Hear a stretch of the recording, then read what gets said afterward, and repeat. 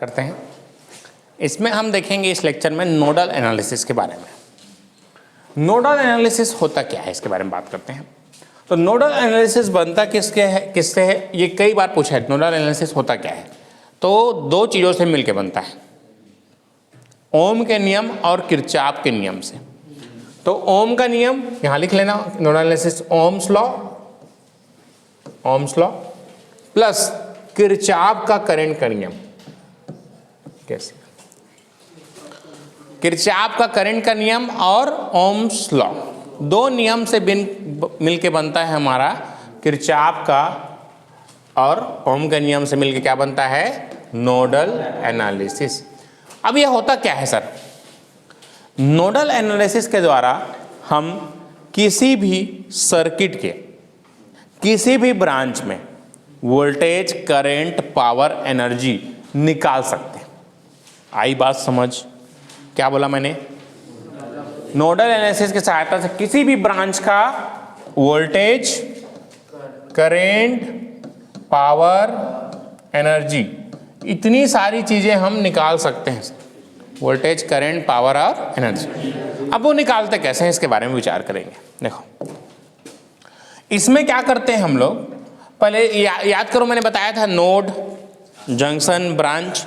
तो कितने ब्रांच है इसमें? 1 2 3 4 5। कितने ब्रांचेस हैं? 5। कितने नोड हैं? 1 2 3 और ये 4।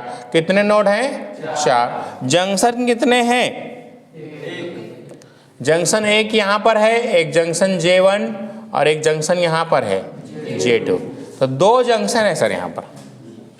तो एग्जाम में डायरेक्ट पूछता है कि कितने इक्वेशंस बनेंगे, कितने इक्वेशंस बनेंगे। तो कितने जंक्शन है? 2। तो नंबर ऑफ लिखो, number of nodal equation, nodal equation कितने बनेंगे? तो ये होता है हमारा जंक्शन -1। इसी जंक्शन को बोलते हैं प्रिंसिपल नोड -1। आया बात समझ? कई बुक में NP-1 लिखा रहेगा, घबराने की बात नहीं है ना। नाम तो है, नाम बदले से कुछ हो जाएगा। जंक्शन कहीं, प्रिंसिपल नोड कहीं, कुछ कहीं, तो जे बने थे कहीं, लेकिन इक्वेशन तो उतने ही बनेंगे जितना जंक्शन है उससे एक कम। तो यहां पर कितने जंक्शन है? 2। कितने इक्वेशन बनेंगे? 1। आई बात समझ? हियर यहां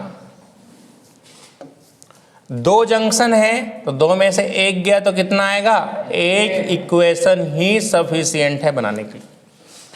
एग्जाम में तुमसे कुछ भी पूछ सकता है, मैथ से बनाओ, नोडल से बनाओ। 5 मेथड है सर बनाने के। कितने? 5। 5 में से किसी भी चीज से पूछा जा सकता है। 5 का है सर, काहे कि उंगली 5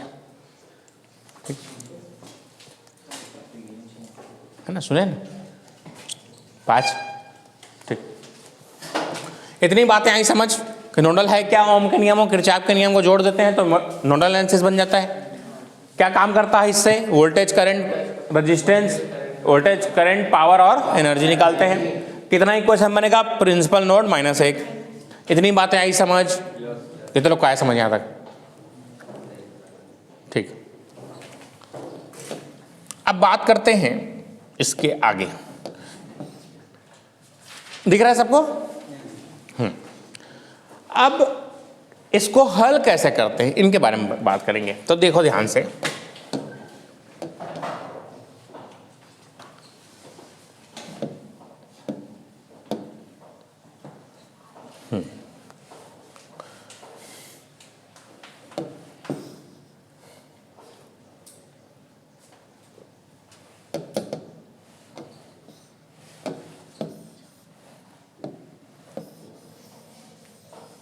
लिख लिया ना यहाँ तक?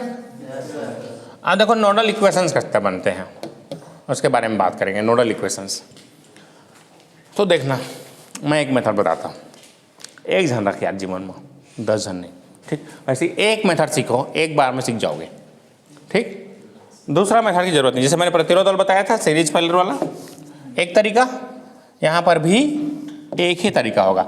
मान लो ये जो है इसको बोलते हैं हम लोग प्रिंसिपल नोड। क्या बोलते हैं? अब ये जो है जितने भी ब्रांचेस है उसको यहाँ पर आगे कनेक्ट कर देता हूँ, यहाँ पर इसको ग्राउंड कर देते हैं। क्या कर देते हैं इसको? एक को रेफरेंस मानेंगे। जैसे तुम लोग ऊंचाई देखते हो तो ऊंचाई किससे नापते हैं? समुद्र तल से ऊंचाई। किससे? जैसे यहां से तुम्हारा घर कितना दूर है? बहुत ज्यादा कहते भाई 10, 15, 20 होगा, 50 होगा, 20। तो कौन करल 20 है? पॉलिटेक्निक कॉलेज ले 20 है कि कचहरी चौक ले 20 है? ये बतायल पड़ेगी नहीं? तो भाई एक फिक्स प्लेस होगा जहां से नापेंगे। उसी तरीके से वोल्टेज नापने के लिए एक ग्राउंड करते हैं। ग्राउंड मतलब अर्थ। पृथ्वी बहुत बड़ा है सर। पृथ्वी का रेडियस कितना है? 64,000 किलोमीटर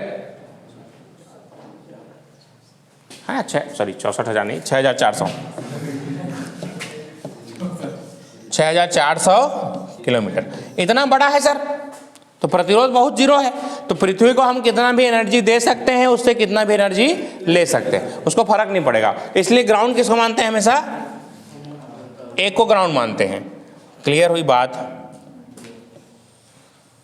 चलो अब क्या करते हैं, जितना भी करंट होगा इसको यहां से बाहर मानना है। ये तो बात क्लियर हुई इतनी बात।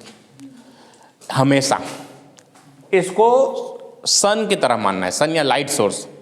लाइट से बल्ब से प्रकाश बाहर निकलता है, उसी तरीके से यहां से करंट बाहर निकलेगा हमेशा। तो इससे मान लेते हैं इसको I1, इसको अब इसमें लगाएंगे किरचॉफ का करंट का नियम। तो किरचॉफ का करंट का नियम बोलता है समेशन ऑफ करंट बराबर 0। बोलता है कि नहीं सर?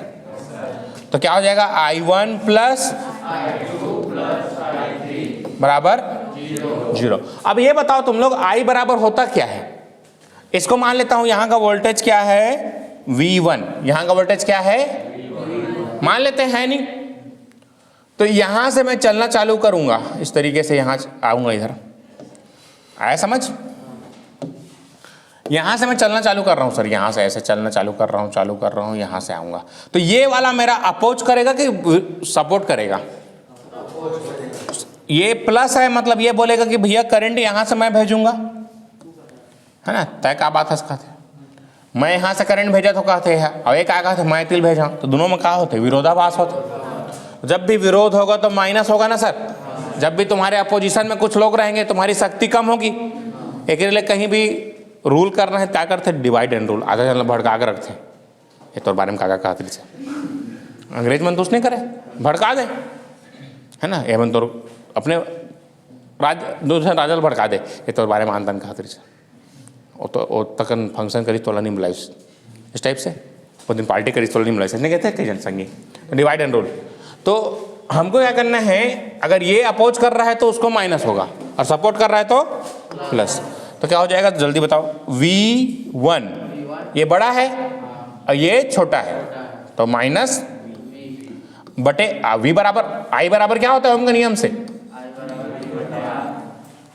तो देखो किरचॉफ का नियम और दूसरा, तो बीच में रेजिस्टेंस कौन है?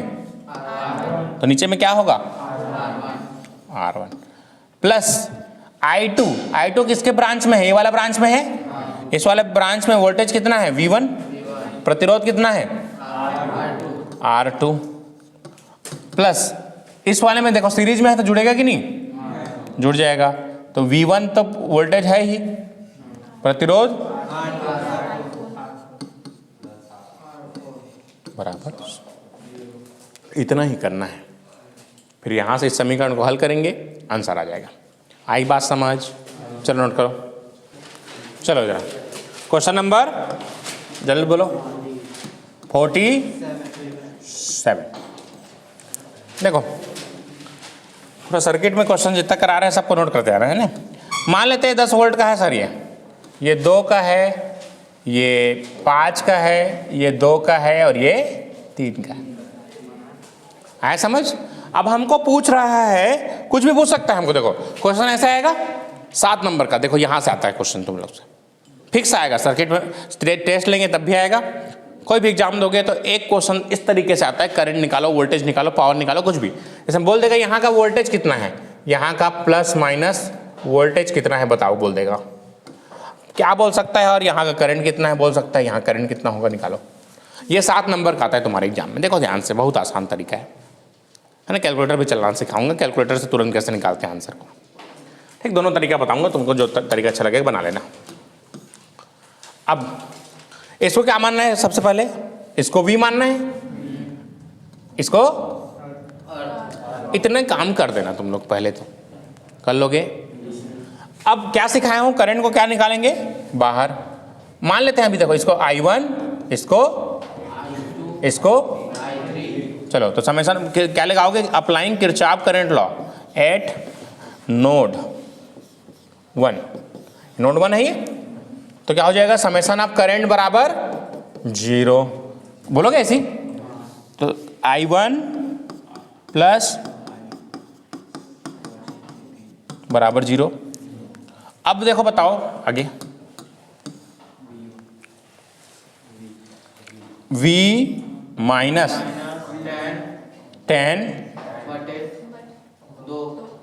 बटे 2, ऐसा समझ, V दिख रहा है ना, V माइनस 10/2 है ना, समझ। कितने लोग को आया समझ यहाँ तक, देखते रहो ध्यान से, फिर समझ नहीं आएगा फिर।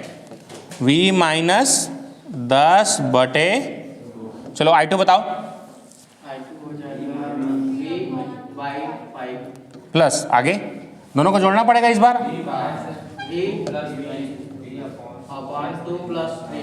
कितना हो गया। अब देखो पहले हाथ में बनाना सिखा रहा हूँ, कैलकुलेटर में भी बनाना सिखा सकता हूँ, पहले हाथ में नॉर्मल तरीका है गुणा भाग।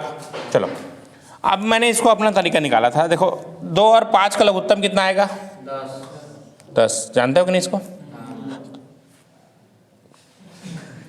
5, 2 पंचे 10, V माइनस 10 का, अब कंजूसाई टाइप का लिखा था अगर मैं, 10, 5 V माइनस 10 प्लस 5 दूनी 10, तो 2V प्लस 2V बराबर 0। सन्नाटा 0 से मल्टीप्लाई होकर ये भी कितना हो जाएगा, सन्नाटा हो जाएगा, 0 हो जाएगा, ये वाला कितना हो जाएगा, 0। आए बात समझ,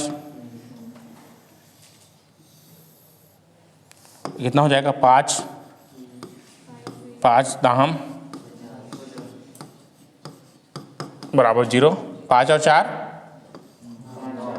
9V बराबर 50, तो वोल्टेज का मान कितना हो गया, 50 बटे 9, 9 पंचे 45, 9 पंचे इतना वोल्ट। आई बात समझ सबको, कितने लोग को आया समझ यहाँ तक, लिखो मत अभी। अब देखो हमको पूछा क्या है, ये वाला करंट पूछा है, ये वाला करंट पूछा है ना सर, ये वाला I2 कितना है। अब देखो ध्यान से, I2 कैसे निकालोगे बताओ, चलो I2 कैसे निकाले थे, V/5 निकाले थे ना, वोल्टेज बटे 5, वोल्टेज कितना आया 5.5 बटे 5, तो कितना आ जाएगा 1.1 एम्पियर का करंट होगा सर इसमें I2। कितने लोग को आई बात समझ, वोल्टेज ओम का नियम, ओम का नियम और किरचॉफ का नियम दोनों को मिला दिए, क्या बन गया, नोडल एनालिसिस। अब हमको पूछा क्या है, यहाँ का वोल्टेज, तो तुम लोग बताओ यहाँ करंट कितना फ्लो होगा, ये भी 5/5 होगा, सेम होगा कि नहीं, बराबर I3, क्योंकि I3 भी सेम है, V/5 ही था ना। देखो तो अब अगर यहां पर 1.1 एम्पियर का करंट फ्लो हो रहा है, कितना 1.1 का करंट फ्लो हो रहा है, और यहाँ 3 ओम का रेजिस्टेंस है, तो वोल्टेज कितना होगा, V बराबर क्या होता है I इंटू R, I का मान 1.1 इंटू 3, तो कितना हो जाएगा 3.7 नंबर मिल गया इतने में। आई बात समझ, ठीक है। तो आज की क्लास में इतना ही रखते हैं, इसके बाद हम लोग सीखेंगे मेश एनालिसिस, इसके कुछ क्वेश्चंस करेंगे, फिर दोनों को मिक्स करके बनाएंगे।